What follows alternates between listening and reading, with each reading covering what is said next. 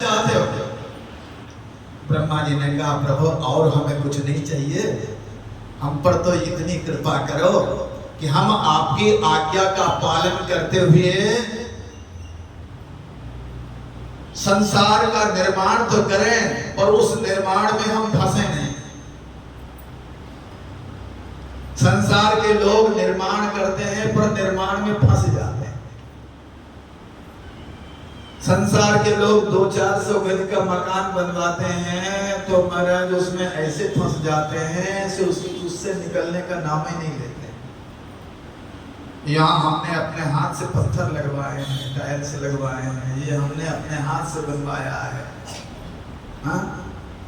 अब ये सुविधा पता नहीं बाहर मिलेगी कि नहीं मिलेगी, इसलिए इस मकान से कैसे, और फिर खाली मकान छोड़ के कैसे जाए। महाराज 200-400 गज का मकान बनाया तो फंस के रह गए। ब्रह्मा जी कहते हैं हमें तो आपकी आज्ञा से सारे संसार का निर्माण करना होगा, यदि हम फंस गए तो हमारा क्या होगा।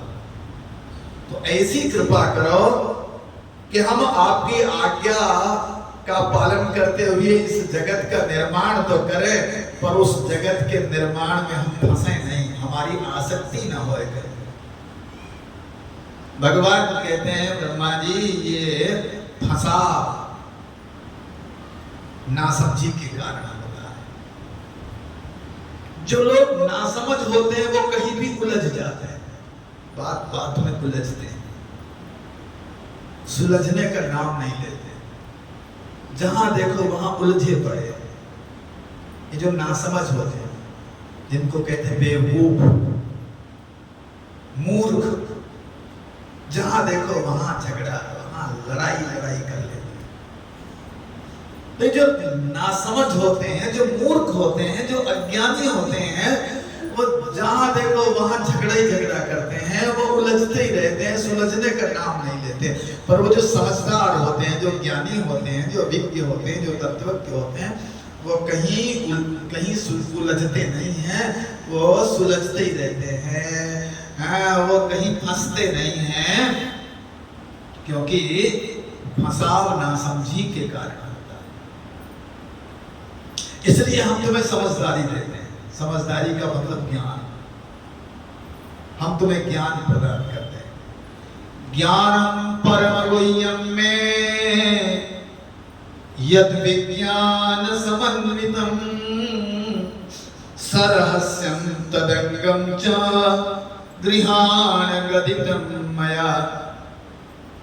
भगवान कहते हैं कि हम तुम्हें ज्ञान प्रदान करते हैं। 4 श्लोक है और भगवान ने ये भी कहा कि ये जो हम तुम्हें ज्ञान प्रदान कर रहे हैं ये बिना हमारे अनुग्रह के प्राप्त नहीं होता है। भगवान के स्वरूप का ज्ञान भगवान की कृपा के बिना नहीं होता। जेहि जान सोई जानई, जेहि देहु जनाई, सोई जानई जेहि देहु जनाई, सोई जानई जेहि देहु जनाई, सोई जानई जेहि देहु जनाई, जानत तुम ही होई जाई, जानत तुम ही होई जाई। जानता परमात्मा के स्वरूप को वही है जिसे वो जनाना चाहते हैं, जिसको वे अपने स्वरूप का ज्ञान कराना चाहते हैं, वही परमात्मा के स्वरूप को जान पाता है।